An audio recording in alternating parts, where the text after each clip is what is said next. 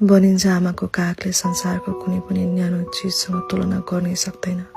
तर जब एउटा सानो बच्चाले जन्मिएको केही दिनमै आफ्नै आमालाई गुमाउँछ तब उसको संसार कस्तो होला। यो कथा जापानको इचिकुवा सिटी चिडियाखानाको हो। एउटा सानो बाँदर जसको नाम पञ्चो, उसलाई जन्मिए लगत्तै आमाले छोडिन्। एक्लोपन र डरले छटपटाइरहेको पञ्चलाई सहारा दिन त्यहाँका कर्मचारीहरूले एउटा ठुलो ओराङटुनाको टेडी बियर उपहार दिए। त्यस दिनदेखि यो खेलौना मात्रै रहेन, पञ्चको लागि यो उसको संसार नै बन्यो। उसले त्यही टेडीसँग खान थाल्यो, खेल्न थाल्यो र सुत्न थाल्यो। अनि त्यही टेडीलाई आफ्नो आमाको ढुकढुकी सम्झेर टाँसिएरै सुत्न थाल्यो, माया गर्न थाल्यो। आज पञ्चले ठुलो भएको छ, ऊ आफ्ना साथीभाइहरूसँग घुलमिल पनि हुन थालेको छ।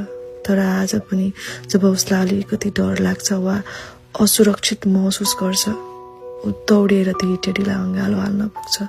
मानव त्यो टेडीले उसलाई केही भनिरहेको छ, नडराऊ बाबु, म तिम्रै साथमा छु।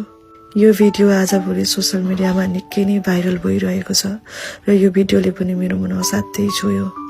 जब जब पञ्च डराउँछ उसले कसैलाई खोज्दैन, केवल आफ्नो त्यही पुरानो साथीलाई अँगालो हाल्छ। सायद उसले